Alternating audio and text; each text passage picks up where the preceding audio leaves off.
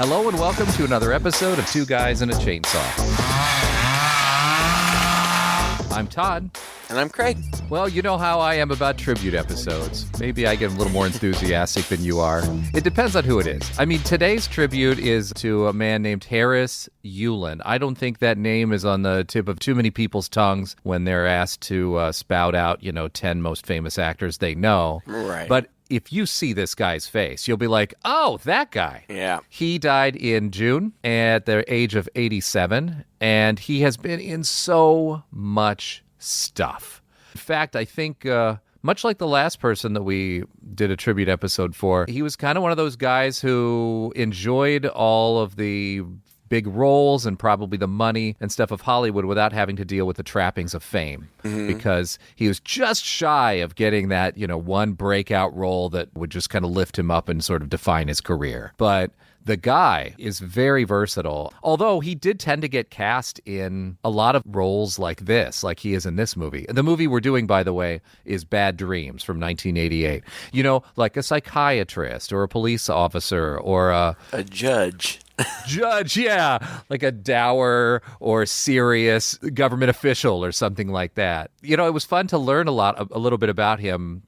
This is why we do this. It's so good to have an excuse to learn more about some of these guys. It is kind of cool. Right? Did you look up some information about him? Just a little bit. I mean, I was mostly impressed that he really started in the theater and did some really amazing stuff and worked with really amazing people when he was a younger man. He really didn't get into film and TV until the second half of his life. But, well, I don't know. He lived to be pretty old, but like in his 30s, I think. Yeah, but 30s and 40s. Just looking at his theater resume was pretty mind-blowing. Tons of Shakespeare, and with huge people. I want to say like Kevin Kline and James Earl Jones, and it was really, really impressive. It's insane. And then you go and look at his film when he did start getting into film.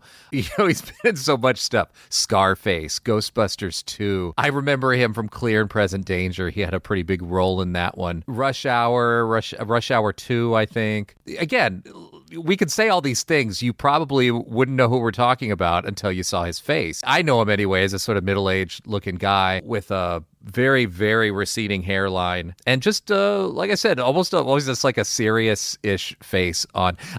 When I was going through and reading about some of his filmography, I saw that he played, I think it was as Wyatt Earp or Doc Holliday. I'm not sure. One or the other, yeah. In a movie called Doc from 1971. And I actually pulled that up and started to watch it and said, okay, I'm putting a pin in this. After we record our podcast, I think tomorrow I'm going to watch that because it looks like a really cool version of that story. He looks young in that one. He still looks like almost exactly the same. It's like the same face, just fewer wrinkles. Hopefully we could all be that lucky. But he's got these big glassy eyes that were just so much more obvious when he was younger. A lot of expression possible with big eyes like that. It's a weird thing to hone in on, but it was just really jumping out at me when I saw him in that. Anyway, there were a couple ones we could have chosen. There was The Believers, which has been requested a couple times, and we briefly considered doing that, but I skimmed through The Believers, and I realized he didn't have such a big role in that one. However, in this one, Bad Dreams, he has a fairly significant role. He doesn't have a ton of screen time, but his role in the story is pretty significant, so I'm glad we chose this one. And I'm really glad that we had the opportunity to do this movie because I've been wanting to do this for the podcast for a while. Had you seen this before? No, I don't think I had heard of it before. Oh, you never saw it on the shelves? Not that I recall, but my God, that's been 30 years ago. Yeah. Back when we perused the shelves of video stores. This one always reached out at me because it's got a very scared-looking woman. It's just a close-up of her face. There's a gross hand over her mouth and the reflection of a knife in it, and it's kind of hard to miss. Is it in black and white? Yeah. I bet that's why I didn't ever look at it. Oh, yeah? I bet I thought it was a black and white movie and just passed it by. But I'm glad we did it, too, because it's a really interesting movie. I think it's going to be very interesting to talk about. But Harris Yulin, what I'll say, anytime I see him, I think, oh, that's the judge from Ghostbusters 2. And he's really mean and he, yells at them at the top of his voice. And for whatever reason, and it's not like I know him from a lot of things, but anytime I see him, he just kind of exudes some kind of like authority. Like he looks like somebody who's in charge. Yeah, he does.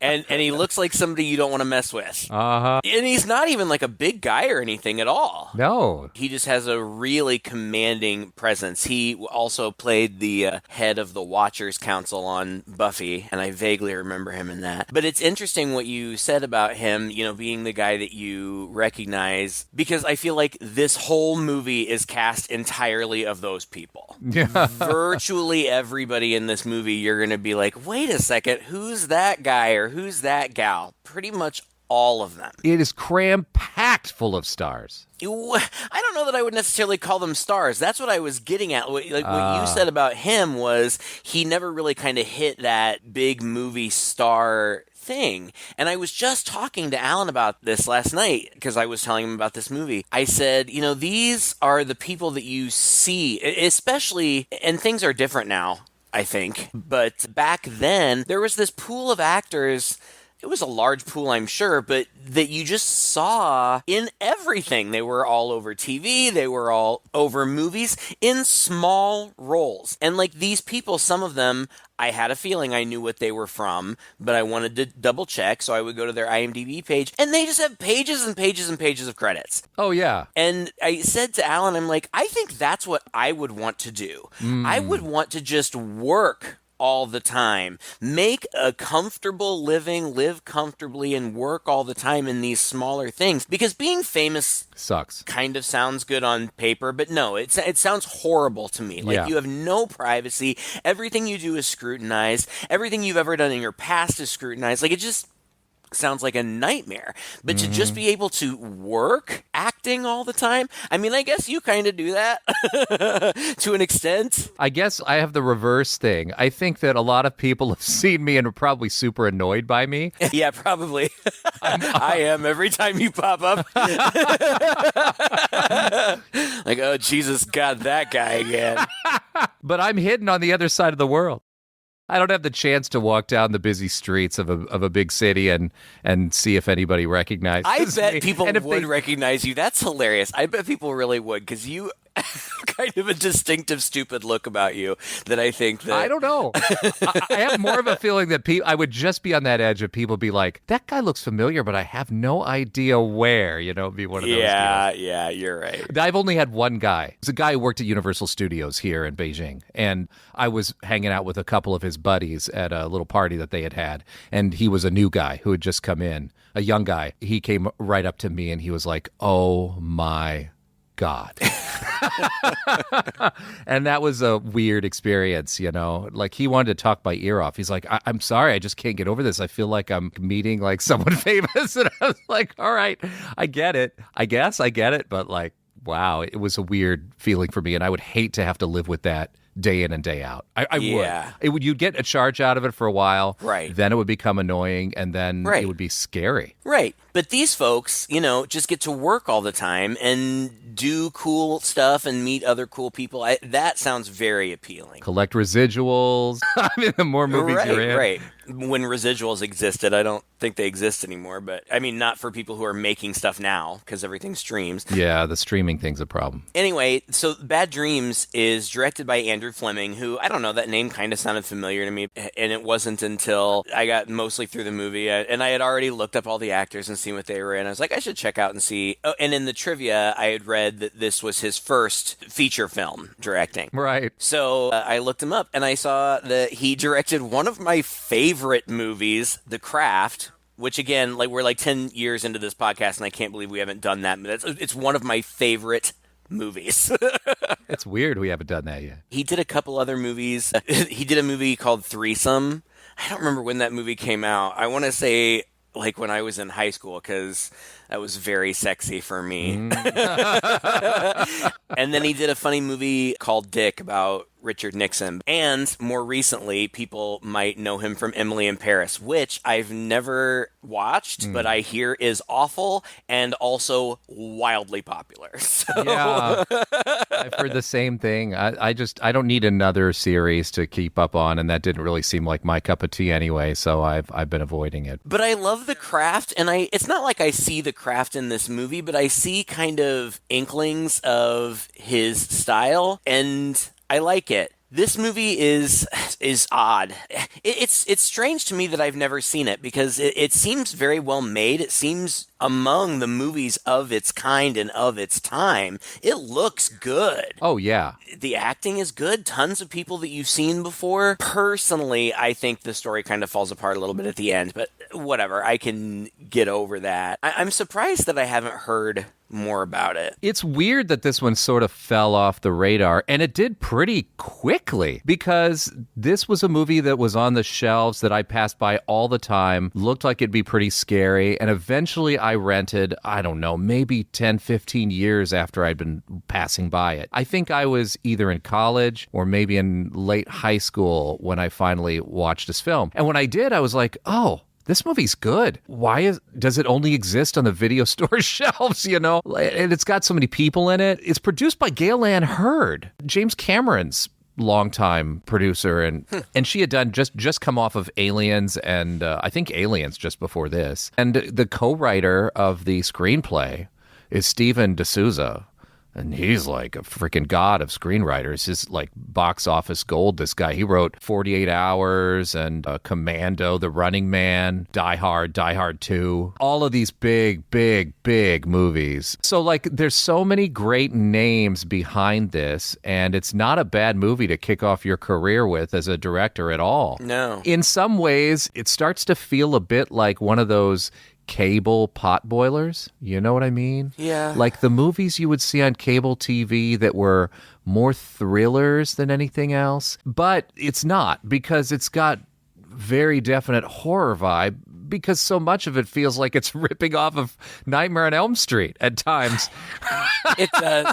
You know, I read that, like I was watching it and I was like reading stuff about it at the same time, and I read something that like it was often criticized as being a ripoff of Nightmare on Elm Street, and it hadn't really crossed my mind, but the second I read it, I was like, oh, yeah, it really is. No, at first I was getting Final Destination vibes. I was like, okay, this is a woman who was supposed to die who didn't, and now it's going to be about death, or in this case, this character coming to get her. But then, as the character was killing off all the people around, most of the movie, if not all of it, takes place in a mental institution. And I always love me a horror movie that kicks off with a beautiful, confused young woman in a mental institution. It's almost a trope, but it's a very Nightmare on Elm Street trope. It is, and there are so many other parallels too. I don't want to get too into them before we introduce like what's happening. Sure. Like, it starts out with this man just like looking out over a desert sunset. We find out that this guy's name is Harris, played by Richard Lynch, who I don't really know a whole lot about. He's one of the people that I didn't know much about. But he obviously leads this cult, and it's a bunch of, I would say, 20 to mid, I don't know, 20-year-old hippie people. Hippie, but it looked like there was some range, like 20s, 30s, maybe even early 40s, I don't know. But it's led by this guy Harris, and it looks like he's baptizing people. Yeah. He's ladling liquid out of something and pouring it over their heads, and this is, I guess, Cynthia, our main character, her initiation. Now, Cynthia is played by Jennifer Rubin, but not in this scene. This is a younger actress playing the character. But, again, Jennifer Rubin, who I remember well from Nightmare on Elm Street 3. Yeah. The Dream Warriors. The badass chick. Which also takes place in a mental institution. Right? And didn't come out too many years before this. What was that, 86, I think? Yeah. I don't know. But anyway, it was evident to me, like, I didn't know this, I hadn't read it or anything, but I knew, I'm like, that's not water. He's like pouring gasoline on their head and they're gonna... You did? You knew that? Oh yeah, absolutely. 100%. No question. What? I don't know why, but I just did. Then you don't see what happens inside, but it cuts to the outside of the house and the house explodes. Like a bazillion sticks of dynamite went off inside of it. Not before a baby cries. That was like... Yeah, you hear a baby. That was a little gruesome extra bit that didn't need to be in there, but okay. Wow. I mean, it is gruesome, but I also feel like that was... Yeah.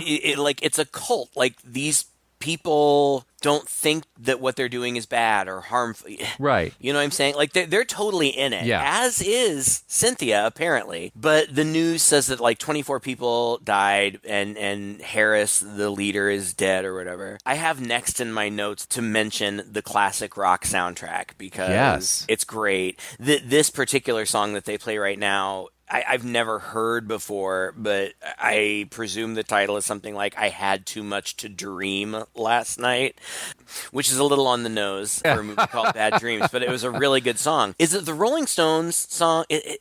I couldn't remember, and I didn't look it up. I should have looked it up. But Time, the song that repeats over and over and over again. There is one, that keeps coming in a lot. Well, it becomes a major motif because... Time Has Come Today. If that's the one, I think I'm looking it up right now. It's the Chamber Brothers. In the song, it just repeats, time, time. And it keeps doing that throughout the movie as she jumps back and forth. And it's not a time travel movie. It's like flashbacks or whatever. But it uses that time motif over and over again. But anyway, great classic rock soundtrack. I don't remember. I got that Harris and the cult. So this must be while she's in a coma. She's thinking, I don't know. They're talking about how life and death are just different states. And that they will all be one spirit and lots of other culty stuff. Scared of Harris? You can't escape. Harris loves you, brother. If I kill you, it's because I love you. Come to me, Cynthia. Now. Now. Now. Now. Now. Now. You know I'll find you. And then it cuts to 13 years later. So, big culty backstory to set up this girl waking up from a coma 13 years later. Yeah, from the mid-'70s to the late 80s, I guess. It's a combination, I think, of her flashbacks while she's in a coma with some news reports. You know, this was a big story, obviously, when it happened. Yeah. But when she wakes up, the first thing we see is good old Harris Yulin, who's her psychiatrist, whose name is Dr. Beresford. Mm-hmm. And he's standing over her. They have a press conference and the whole 9 yards because it's a big deal that she's woken up. And one of the very first things that they tell her is that is mentioned anyway, is that they have been very unsuccessful in locating any family or friends, which is just something that I think they just had to get out of the way at the beginning to keep things uncomplicated for the plot. Mm-hmm. It's just a girl. It's a girl. And it makes sense. It's not uncommon, I think, for these commune type things for people to just disavow their families and their past and go into this new life. As far as we know so far, what happened was some kind of accident. You know, we don't really know a lot about why there was a fire or the explosion, but she did survive. What's a psychiatrist? Well, a psychiatrist is psyche from the Greek. It means mind, and iatria is to heal. So a psychiatrist is a mind healer. Anyway, that's the idea. You've been out of touch for so long that more than your muscle tone, that it needs exercise. Anyway, I have an assistant named Dr. Carmen, and he has a group therapy session that meets every day. I've enrolled you in it starting tomorrow. I like the way this kicked off because she sits in this group and this guy immediately introduces himself as Dr. Carmen. It's a super young guy. As he's talking, he starts to come on to her, and that's when the real Dr. Carmen comes in, who's played by Bruce Abbott. Yeah, from Reanimator. Yeah. And Reanimator 2. The first guy that you were talking about, Ralph, is Dean Cameron, who did a lot of stuff, but I always remember him from Summer School with Mark Harmon. That movie was so funny. And he was really funny in it, and he's funny in this movie. Yeah. He brings a little bit of light to an otherwise pretty dark movie. He's not the only comedian in this film, but he's one of a few, and I think that from what I read, he had actually improvised quite a bit of what he did. And I think that probably added a little more levity than was probably originally in the script. I loved his character, and I thought his portrayal was fantastic. I'm not going to complain about anybody's acting in this movie, really. No. Everyone is fantastic. But one thing I really did appreciate about this movie, as we're coming in and we're being introduced to all these different people in this group, is how this might be one of those few horror films that I think gets the whole psychiatric group, therapy, hospital, or whatever, more or less right. It's not a place full of crazies that are just wandering around moaning. It doesn't seem like a desolate place where nobody cares about anybody. This seems like a busy, bustling hospital with people who are very serious about their jobs and very professional. Everything's well lit. We don't have much for like spooky, weird areas or anything like that. And I believed that every single one of these characters could exist in real life. Although this is a group of borderline personality disorder people, which covers a wide gamut, as is explained to us by Dr. Carmen. Right. I don't know. I've never been in a mental institution, so I don't know how accurate it is, but it seems like it seems more realistic. Even in like this, like you said, the staff are friendly. They're helpful. Usually the staff are portrayed as menacing or whatever. Yeah. So I liked that too. And the people, who knows if whatever they're portraying is any way realistic, but the acting is good. And there was one of the other people in the group, her name is Miriam, played by Susan Rattan, who was also in Ghostbusters 2. I don't even think she's credited. I looked at her IMDb page, and I don't even think it's on her list. She's only in one little tiny scene. It's in the very beginning when Bill Murray is interviewing people on TV about their encounters with aliens, and she talks about how she was taken up on a spaceship, but it looked like the lobby of the Holiday Inn down the street, and a man approached her, and it's a hilarious scene. And I like her in this movie a lot. And then all of them look somewhat familiar. There was one older lady that I couldn't place, and I looked her up. I think it's just because she looked like Blythe Danner, and I couldn't get that out of my head. But the other one that was really familiar to me was Lana, who's played by E.G. Daily. I really like E.G. Daily. I like her most from Pee-wee's Big Adventure, but she's also very familiar from Friends and many other things. She's cute. She's this little tiny, blonde, squeaky person, and she's sweet and cute in this movie, and sadly not in it very much. Well, more than anything, she's kind of a rock star voice actor. She was Tommy Pickles in Rugrats and Buttercup from the Powerpuff Girls and pretty much any movie or TV show that's existed. I forget about that because I don't watch a lot of animation, but I did know that. You're right. She is kind of a rock star. If you listen to her voice, she has a bit of that Yeardley Smith quality to it. It's a little higher and a little more girlish. Yeah, but a little bit of gravel in her voice too. She's a singer as well. She, strangely enough, she auditioned for The Voice. I thought that was so weird to see E.G. Daily audition. I'm like, what are you doing? Like, you're famous. But whatever. Anyway, so yeah, they have this group, and Cynthia is telling them about her cult and how great it was. Like, that was another thing that was funny to me. Like, pretty much through the whole movie, she is like, yeah, I would really just like to get out of here and find more people like from Unity Fields. Yeah. Which is, she really never gets over that. It makes sense. I mean, when she died, she thought she was, well, we'll learn later, but like, she was in it 100%. Why would that have changed while she was having her coma, I suppose? Somebody says all the stuff that she says about unity and togetherness and blah, blah, blah. They say it's bullshit. And Lana, who apparently hasn't spoken for 3 weeks, says, it's not bullshit. It's beautiful. Then we cut to another scene where the doctors are watching this.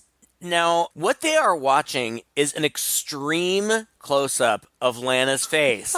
Like, who shot that? Who shot this? There were no cameramen in that room. Not that I saw. That was wild. It's hilarious. But yeah, it's Abbott and Dr. Carmen and Dr. Beresford sitting there chatting. Well, look, Dr. Carmen says to Cynthia when she says she wants to find a place like Unity, he says, there are no places like that anymore. this is like old stuff. And now you gotta start learning how to live in the 80s. But she starts having these visions of her old guru, Franklin Harris. And she gets in the elevator with Dr. Carmen. This elevator is kind of known to have problems. I guess it flickers. The lights flicker a lot. Like, come on. Would you really, get this thing fixed? You know right. Yeah. The old glitchy elevator again. Yeah, Hardy har. The one that's packed with people. There are more people in this elevator than I've been in a long time. Yeah, it's full of people. And, of course, it breaks down. And everyone's like, oh, come on. They're banging on the doors and stuff. That is one of my fears, is being stuck in a freaking elevator. Oh, it's horrible. I got stuck in an elevator once, but it was a freight elevator, so it was open. So, after we stayed up there, it was just me and my uncle. And, we waited for a while to see if somebody would find us, and they didn't. And eventually he just climbed out. Right. But she freaks out because as the lights are flickering on and off, she sees one person in there and thinks she sees Harris. And it flickers between Harris, who already has a fairly scarred face. This is the actor. Richard Lynch actually had a bad incident where he accidentally set fire to himself while he was on drugs. And so he actually had a pretty noticeable, his face is a bit scarred. But between that and his corpse makeup, where he's reaching out at him, and it reminded me a little bit of Creepshow 2. He's just gross, bloody, and his skin is sloughing off, and his eyes are bugging out. And I feel like we go back to group for a second. Gilda, who is another girl in group, whose only purpose through the whole movie really is just to say really cryptic shit. Pointed at Cynthia, very specific cryptic shit. Like she knows things somehow. Yeah, you'll never get away from him. He'll always find you. We get that. Then we get Cynthia's flashback to the day of the explosion. As I suspected, he was dousing people with gasoline, and he lights the fire. I found this scene really fascinating and really well directed. Yeah. If you are in a cult and you believe that doing this is going to bring you together, how would you respond? And I thought that it was just really interesting in the acting. The people, and the effects were fine. I thought they were fantastic, actually. Yeah, I mean, as good as they could have been. I can't imagine. It didn't look, when the people were being engulfed in flames and you could still kind of see their faces and reactions, I wouldn't say that it looked real, but I don't know how you could have made it look any better. Right. Because you can't really set people on fire. Sadly. Oh, well. Maybe someday. But it was fascinating. Lovers were clinging to each other, and that baby, I don't think we ever see the baby, but we hear it crying. And you can imagine, based on everybody else, that, it's a family holding to one another. Eventually, because I'm sure burning is probably the most excruciating thing you can go through, they start screaming out in pain and whatnot. Then Harris says to her, "You failed me, Cynthia. You failed us all. You made us wait while you slept, but the waiting time is over." And she screams and wakes up and tells the doctors all about that day. But then it becomes... This is, again, the parallels to Nightmare on Elm Street. First of all, you've got one of the stars of Part 3 in the movie, which also takes place in a mental hospital, which also revolves largely around small group therapy. Now you've got a burned figure stalking all of these characters and picking them off one by one. And appearing to her in her dreams. Well, is it her dreams? I feel like she is just seeing him all the time. She doesn't have to be asleep. It's actually kind of interesting that they call this bad dreams, because it's not really dreams at all. That's a good point. He appears. Daydreams? I don't know. It seems very much like Freddy, because nobody else can see him, and he's just kind of stalking behind people. People will walk past her door and she'll see this guy Harris, following them, and that's how she knows they're in trouble. And they are. And that's what the movie becomes. And I don't want to gloss over it, because I think each of the kills are interesting and set up in interesting ways, so I don't want to gloss over it, but that's what it becomes. It just becomes picking people off at this in gruesome ways. I mean, it's kind of mean-spirited of this free love guy when you think about it. These other people had nothing to do with it. But this is Freddy. It's like he's getting his punishment on her by killing off the people around her. Like, why didn't you just take her like you took everybody else and be done with it? Right. I don't think that this cult leader was ever made to seem like a nice guy. Even when one of the interview footages that we get earlier on, he's kind of said some menacing things to the interviewer. Life and death are simply different states of being. You just cross into the next state. I could kill you right now, couldn't I? You could. But I won't. So, of course, there's that aspect to it. Like I said, I found this to be a little Final Destination because she would see him. You know, she would have these premonitions just before something bad was about to happen. And the fact that, it's picking off people around her on its way to her. But anyway, yeah, that's what it is. And she was expected to die, but she didn't. And now she's haunted by fate. And to a certain extent, I guess, a bit of guilt in that, in a way, she's responsible for this. And I also thought it was interesting because at first, there's a turning point. But at first, like you said, she was all in on the whole situation. It was a sort of an accident that she survived. It's not like she got cold feet at the end and tried to run out. The explosion blew her out of the room and into a slightly safer room, and they managed to pull her out. There's a struggle where she kind of believes this guy, but she's not quite willing to just say, okay, I'm going to kill myself. Take me. Right? Did you feel this? I don't know. It's frankly a little bit confusing because it seemed like she was there very willingly. Even in that opening scene, some guy says she doesn't have to do this, and I don't know. Like it seems That's like true. she's there very willingly, and then when she wakes up, she still wants to get back to it. Why is she so frightened of him? Yeah. I don't know. Maybe because he's supposed to be dead and he's appearing to her. I don't know. Sure. The first one is. This is one of the only scenes that bothered me. Sweet, sweet Lana, E.G. Daily, comes up to Cynthia and says something really sweet like, there's a hole in her heart, and what Cynthia says about togetherness gives her hope. And then Cynthia's kind of a bitch about it. Yeah. Why? Like, this sweet girl comes and is like, oh, I really like you, and what you said inspired me, and she's like, F off. Almost literally says that, yeah.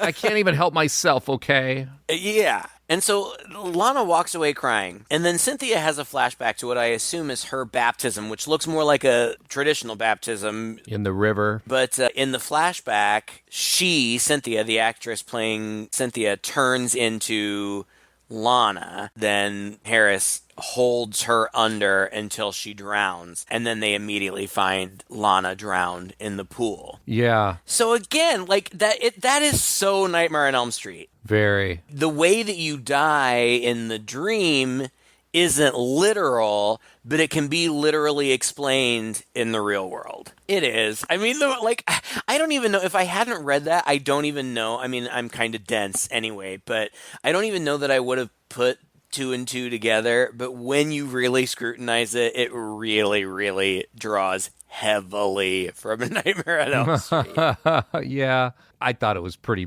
bold. It was interesting here because he, in her flashback, says, I warned you, Cynthia. I warned you someone else would take your place. So this... Did he? Like, what? I don't remember. If he did, it was more of a threat. Like, if you don't come, bad things will happen. Or like, go kill yourself and then everything will be fine. It's easy to not go along with that because you don't know if you're crazy or not. I didn't even get that that's what he wanted her to do. Like, I didn't understand. So. I do think so ultimately, but I didn't get that at this point. I just felt like he was tormenting her, and I didn't really know what he wanted from her. The very next thing that happened, Gilda says something like, you're defenseless against him. She just pops in to say these things every once in a while. I know. And she was the most ridiculous character. Just every now and then pops in like she's got this direct line to God. It's a trope, too, right? There's always that crazy or quiet or mysterious person, sadly almost always a black person, too, who pops in to say something very pointed and direct, like they have this spiritual connection. And then she just grabs her by the shoulders, turns her around, and sits her down in the chair and walks out. I thought that was funny. But yeah, you'd think the movie would make more of that woman. Gilda, you know? Right. It's never explained. If you were Cynthia, wouldn't you be like sitting her in a room going, what do you know? You know, all right, did he come to okay. you too? So, Todd, now in thinking about it, I hadn't thought about it because I only watched the movie one time. In thinking about it, when we find out what's really going on, couldn't we just explain this by saying Gilda is just very observant? Oh, you're right. I think she just may be very observant. I think Gilda may know what's going on before. Oh, I never thought of that before. Anyway, the next one is Miriam, who, again, I really liked. Like, they're picking them off in my favorite order. Apparently, when she was not in the crazy ward, she was a reporter, but for, like, some kind of, like, not National Enquirer, but and she says, you've got this great story. I really want to tell your story. We need to get out of here. And she's, I'll get us both out. So they've got this plan. They're going to escape together. Cynthia's all in. Well, I think this is the turning point I was talking about because I was waiting for this moment. Because up to this point, Cynthia's still kind of troubled by everything, and I'm not really sure what she is planning to do. That woman asks her, you have to ask yourself, do you want to live or do you want to die? And she looks at her and smiles and says, I want to live. And then she gets very, very happy. And I thought, okay, this is supposed to be her turning point. But then as the woman is walking away and she stands out in the hallway and she looks after her and she's smiling, I wasn't quite sure what was going on. It almost felt creepy. Like, it did. Does she have something in mind? What is going on here? I don't know if we were just supposed to believe she got a new lease on life and it just came across weird, or if she had something else in her head when she was... Oh, God. Again, when you find out what really is happening, you could almost explain her being kind of out of it and loopy and inconsistent. She's being drugged. Yeah, they're all being drugged. I can't keep it in any longer. You've made a valiant effort. But we don't know that yet. We don't know that. I mean, we know that they're being medicated, and obviously they're being medicated. They're in a mental health ward, but they're being drugged. There's a character whose sole purpose is just to pop in every now and then and hand them cups full of pills, so that's set up for later. Well, she sees Harris in the elevator with Miriam, so she freaks out and runs and can't get into the elevator because it's already going down, so she runs down the stairs and trips and falls, and then she gets to like the 6th floor. I think this was on the 8th floor. She gets to the 6th floor. She sees just Miriam's bag stuck in the door, and as she turns around, you see a quick shot of Marianne flying out the window, and holy shit, that was rough. I mean, that was quite a stunt. She did. And I mean, we don't actually see the hit, but we almost might as well have seen the hit because the way it is cut is just, and then blood splatter at glass. Oh my God. I thought that was effective. You know, come to think of it, of all of the most gross, disgusting ways of people dying that we've seen in graphic detail in horror movies, it almost seems like a person hitting the ground after falling from a height is still something that they just don't show for whatever reason. I don't know. Maybe I made it up, but I felt like I remembered this being pretty graphic, but I don't know. It is. But it wasn't, you don't literally, you see her fly out the window, you see her fall toward the ground, and then just at the moment of impact, it cuts to a close-up of the pavement next to her, and there's this big-ass blood spray. And then the camera, kind of comes out of the window from above and looks straight down. And that's classic too, right? At the body down below. But yeah, it's way bloodier than a lot of movies go with that. This is random, but I would also say that this is one of the few movies where the blood really kind of looks like real blood. Yeah. Like, usually it's super bright red, and this, it looks more realistic. It's pretty gross. There are some pretty... There's a lot of it. Yeah, there is a lot of it. There's one scene where there's a ridiculous amount of it. But, okay, so then they're back in group. They keep coming back to group every time somebody dies. Yeah. And it's so funny. Every time the doctor is just like, well, these things happen. Like... Dr. Beresford. They're getting... Or no, I think it's even the other one, Carmen. Yeah, he's like, well, she was suicidal. She was brought in here because she tried to kill herself like 3 times, and Lana had problems. She was depressed. They keep justifying it, and they keep doing it even after there's only a couple of them left, and well, I mean, these things happen. Oh gosh. But in group this time, Cynthia says he wants us all with him whether we like it or not. Okay. Yeah. I mean, if you say so, whatever. But then, terribly burned Harris appears to her and says, "Don't make me take another friend. Keep your promise. Join us." Okay, so I suppose I should have figured out at that point she should kill herself and then these bad things would stop happening, but Yeah. she doesn't. And this is when there's an older couple. I haven't mentioned them yet, but in the group, I couldn't figure out if they were married and I both couldn't of either. them in the institution, or she seemingly was married because there was a picture on her bedside table of her and a man, but I couldn't tell if the man in the picture was also the man that she was fooling around with. Right. It was hard to know. It doesn't matter. They're fooling around, and because they're trying to avoid bed checks, they go up to the attic. I don't know. It looks like Freddy's lair, Yeah. basically. It was so hilarious when they walked into this place and it was just Freddy's boiler room. Right. Oh my God. Oh, so on the nose. They go through a fence to stand directly in front of an industrial turbine fan. And I'm thinking, I wonder where this is going. I know, right? Gee, I wonder. Oh, boy. And at this point, like, Cynthia's walking around the hallways, and even the score sounds like the Nightmare on Elm Street score. Yeah. It's pretty bad. But they get chopped up in the turbine. Yeah, like they're missing, and like she freaks out. She's looking up in the vents. I guess, you know, where the air circulation is down. Well, she hears them calling to her, like, "Cynthia, join us." And sees the face of Harris again up there in the vents, the burned out face.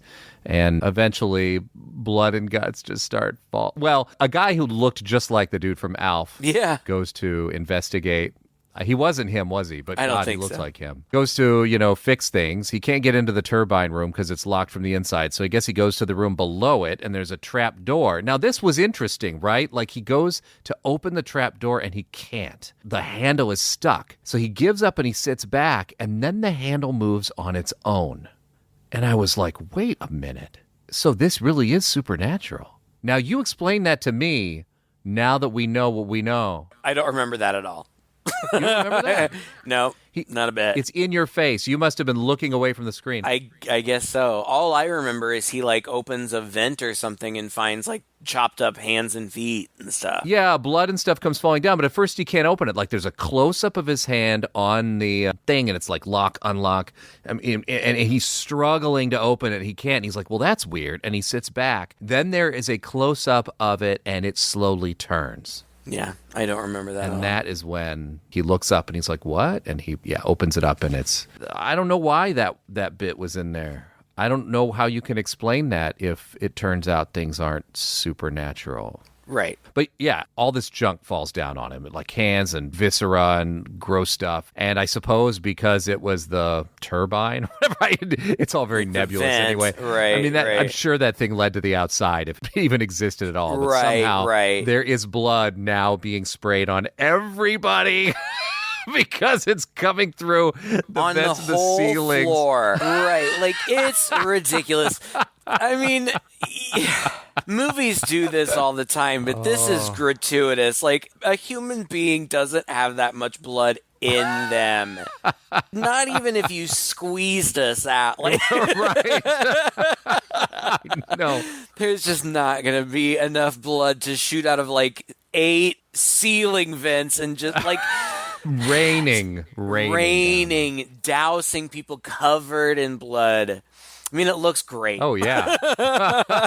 Loved it. Yeah. And then, funny Ralph, who has told us that he self-harms, he just slams his hand down on a knife all the way through his hand. Oh, God. That was painful. Oh, God, these special effects look really good. They do. I have no idea. I didn't look to see what the budget was, but it feels like there was money behind this movie. Oh, yeah. In the effects and the soundtrack. Oh, God. We'll get to that.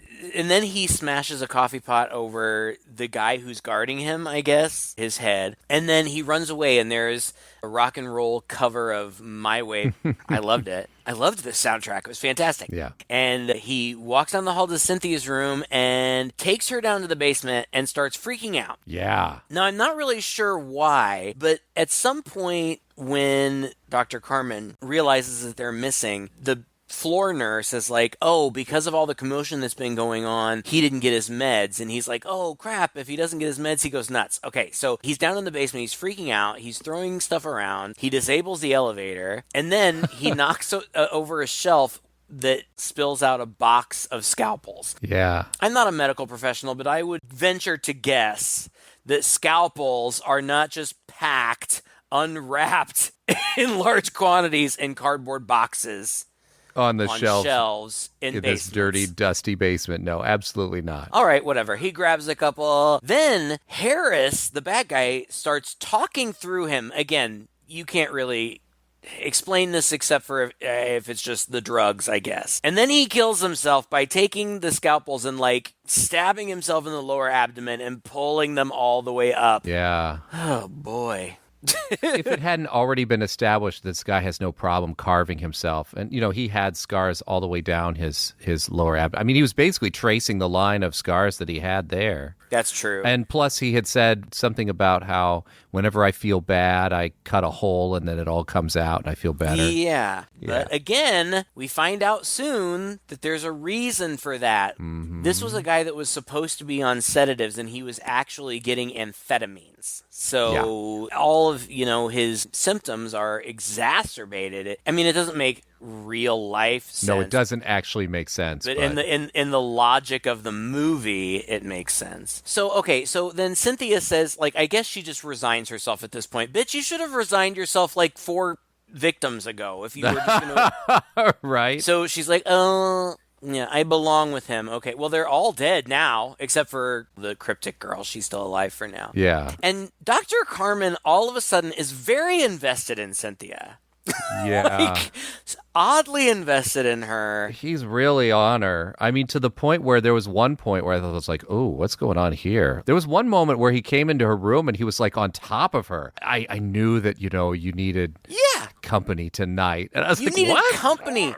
What's going on? This is before Crazy Ralph comes and gets her and takes her down to the basement. But yeah, like he comes like they're gonna hang out and have a date. Like he brings snacks and like he's washing up in her restroom when Ralph comes and gets her. Like, what is happening? Like she is your patient. What is going on? He tells her he loves her later. Like it's very weird. Yeah. But he's very invested in her at this point, and I don't know what he's so concerned about. It seems like the police are escorting her away, like they're going to take her to jail, but they're not. They're just taking her to a different floor. But Dr. Carmen is freaking out, and he's like, I'll release her into police custody so long as I can continue to be her doctor. And Dr. Beresford is like, you're fired. Okay. This suddenly escalates in weird ways that were not projected because Beresford and Carmen have an argument, and Carmen says, the girl needs human contact, connection. Isolation is the worst place in the world for her. The alternative is police custody. No, the alternative is a court order. There's not a judge in the... You want this. You want her on the edge. You've wanted it since the beginning. Alex, I know you're fond of this girl, but you're out of line. I want to see your theory played out. Alex. and I was like, theory? Were we told about a theory that he had? Yeah, I had no idea what Yeah, he it was just came talking out of about. left field, and I'm like, whoa, where's this coming from? Anyway, I guess this is not the kind of psychiatric institution where you can come and go as you please, where you're there of your own free will. Because it's interesting, they've got these cops who are supposed to be guarding the rooms and keeping them in there, but they're doing a really piss-poor job of it. This cop and this, I guess, orderly are walking her to her isolation Padded booth or room, whatever. basically, right? Yeah, but the scene kind of changes to where they are walking her up across the field to that house that had burned down that she was in. By the way, I loved some of the transitions in this movie. Were just really nice, really skillful. This one was really cool because now we know, okay, now we're in her head. Like she's regressing back to that moment. This is where she is. And the transition too from the girls' locker room into the baptism scene was just amazing. Just some really, really good filmmaking here. Mm-hmm. So anyway, at this point, we're like 20 minutes from the end. And she is in her room having a conversation with Harris in the corner.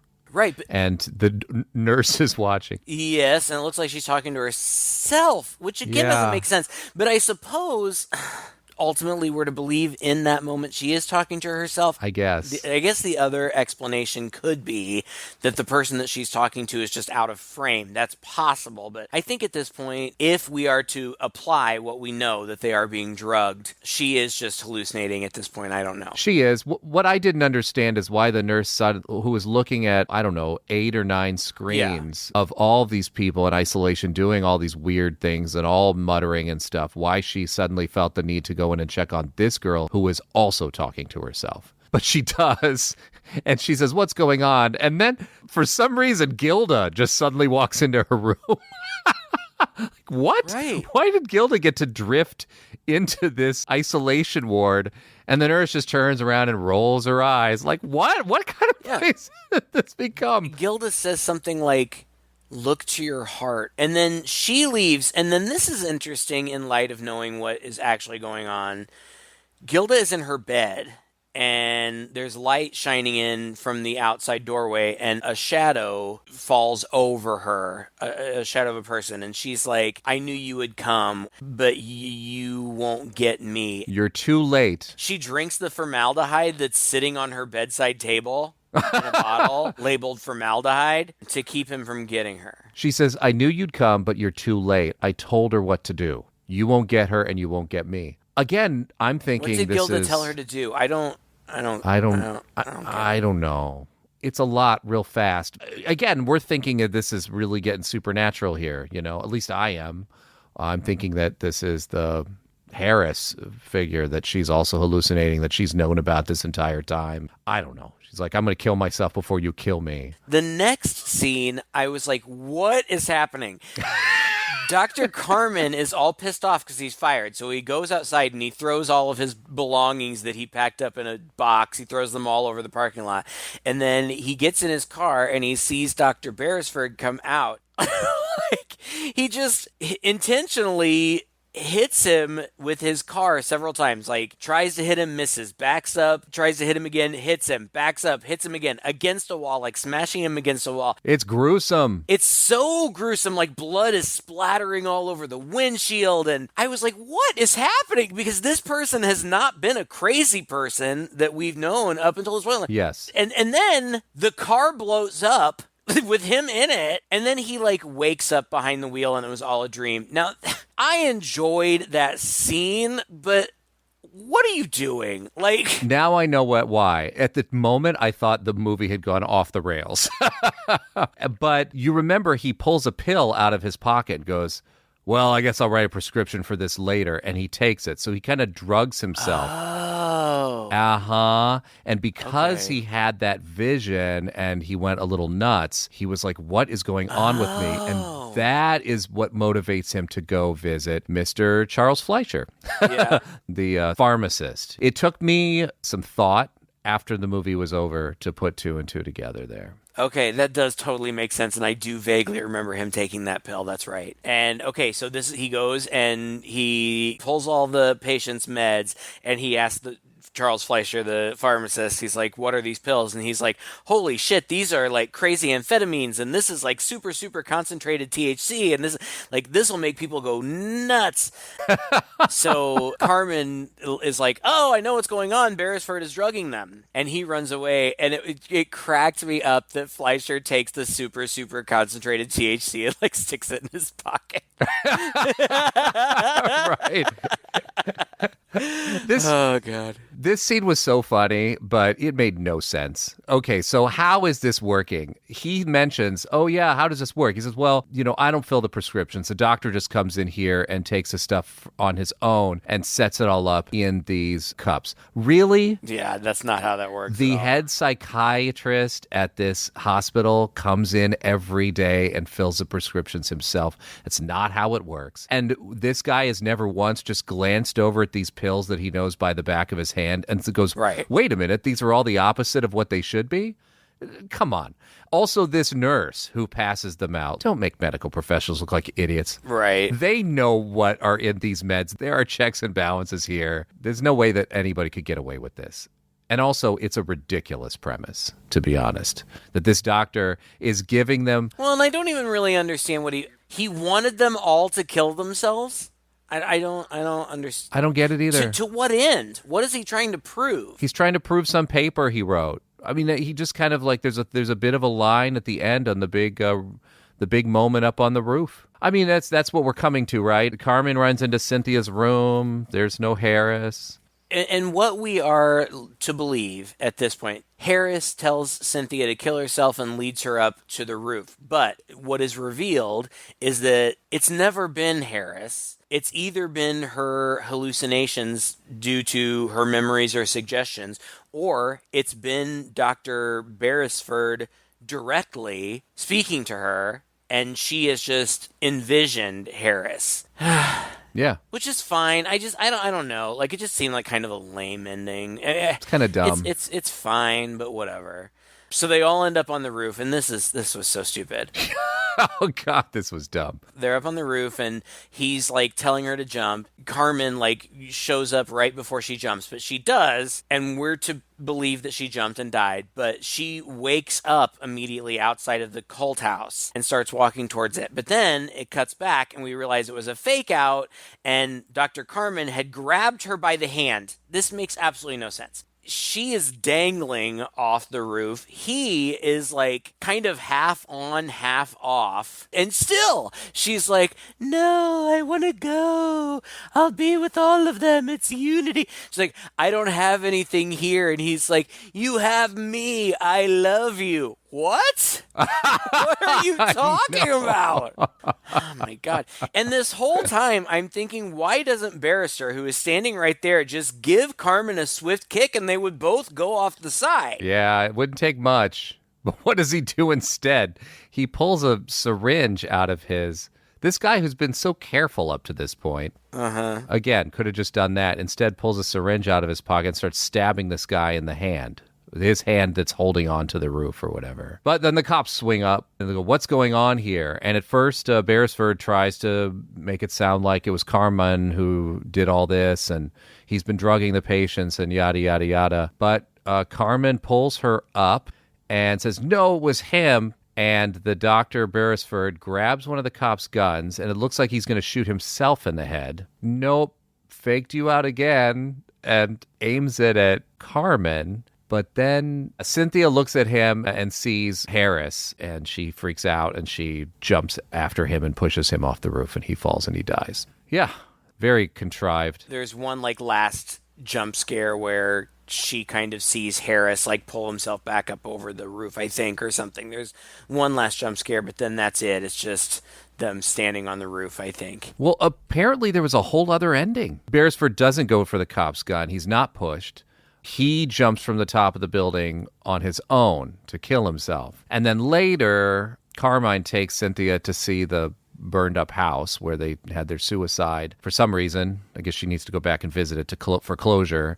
And she asks Alex to wait outside, and then she goes into the house alone, and then she starts having visions of the cultists and, you know, her dead friends also from the asylum. And they ask her to join them by killing herself with a dagger that Harris presents to her. And then he confirms that she is his biological daughter, and that's the reason why he wouldn't leave her alone. Yeah. And then she seems to accept it and takes the dagger, but instead spins around and cuts and stabs him instead. And they all feel his pain and they all collapse, and this kind of ends her visions, and she's like finally free. But then there's a jump scare as she and Carmen drive off. Back in the house, a skeleton hand reaches up and grabs the dagger. Yeah, that's dumb. That would have been dumber. This, you know, tries to make it so there's nothing supernatural about it. At the end of the day, for some weird, dumbass reason that I still can't wrap my mind around, the psychiatrist was behind it all the time and wanted them to be pushed to the brink. I don't know. You know, how do you even do this? Like, so say this plan went through and he publishes his paper or whatever. What do you list as proof? Well, and also, congratulations, all your patients died. Like, right under your care. It is weird. And then it goes to the credits, and the song over the credits is Sweet Child of Mine. I was blown away. By Guns N' Roses. I was too. I guess the song had not become a hit yet. Yeah. Maybe it hadn't even been released as a single yet. That was it. I did read that initially, when they did release it as a single, the music video was going to feature scenes from this movie, which was not at all uncommon in those days, youngsters.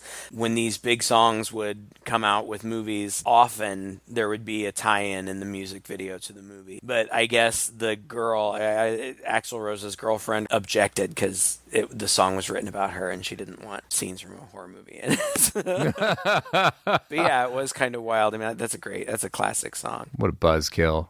This movie is weird. Mostly weird to me in that I'd never seen it before because it's pretty good. Like, yeah, I wouldn't say it's great or amazing, but if you are a fan of these types of movies, like, I mean, even if you're just a fan of like Nightmare on Elm Street, I think you'll really like this. I enjoyed it. I say the same things over and over again. I love 80s movies, and I always feel like I've seen all of them. And then when one comes along that I've never seen, and especially one like this where I actually enjoyed it and thought it was pretty good, I think had I seen this around the time that it came out, when I was a kid, when I was a teenager, I would have really liked it then. Yeah. I'm glad that we did it because I doubt that I would have seen it otherwise. And if you haven't seen it, I 100% recommend. It's fun. It is a fun movie, and it's really great to see all these actors in there. Right. They're really all really good actors, honestly, and the filmmaking is just great. Yeah. Like you said, I mean, it is a little, I don't know, could I say it's a little samey? I did liken it to any number of sort of cable TV thrillers, and I think it is kind of like that, except it's elevated a little bit by the talent behind it. Yeah, it's well made. It's goofy, though. Like, the plot is... Oh, it is, absolutely. Up to the end, and I think you could have taken this movie a different direction, and it would have been even more satisfying. I guess they just had to give a non-supernatural reason for the whole thing, because they were trying to make it... Usually that's seen as more respectable sometimes. But yeah, aside from that, totally worth seeing. It was $4 million that the movie was made for. It grossed more than double that at the box office. It did a decent amount. The reviews were middling. It was cool seeing Harris Yulin in this as well. You know, he had a decent role in here. It's very rare sometimes that we get to do a tribute episode for a person who actually has a decent role in the film that he did that was horror. Well, I don't know what else to say about the guy. He's just one of those guys who had a nice run and it seems like a pretty good career, very respectable. Lived a long life, yeah. God, I mean, you know, did stage and film, and everybody said he was just the opposite of the characters he tended to portray on screen, just a real nice guy, and then got to live this nice sort of famous life without all the trappings of fame involved. I mean, what more can you ask for? R.I.P. Harris Yulin. Well, that's it for this episode. If you enjoyed it, please share it with a friend. Please go to Apple Podcasts or wherever you get your podcasts from and write a review of our show. We would love for you to write an honest review as long as it's positive. But seriously, though, write a review. That's something that really brings people our way. Obviously, your word of mouth does as well. And if you're so interested to join our patrons, patreon.com/Chainsaw Podcast gets you a lot of other goodies. We put out mini-sodes. We get quite personal back there about what's going on in our lives and go off on tangents. We have a book club where we're reading horror books, and that's been growing, actually. That's been a lot of fun. Drop us a few bucks if you're interested in that. We appreciate your support, whether or not you are giving us money every month. You can also talk to us directly by going to our website, chainsawhorror.com, and clicking the button Speak to Us. We love it when we hear your voices. All you have to do is click that link, and you can record a 90-second message that we will play on air and respond to. Tell us what's going on in your life. We love to hear from you guys. Until next time, I'm Todd. And I'm Craig. With Two Guys and a Chainsaw.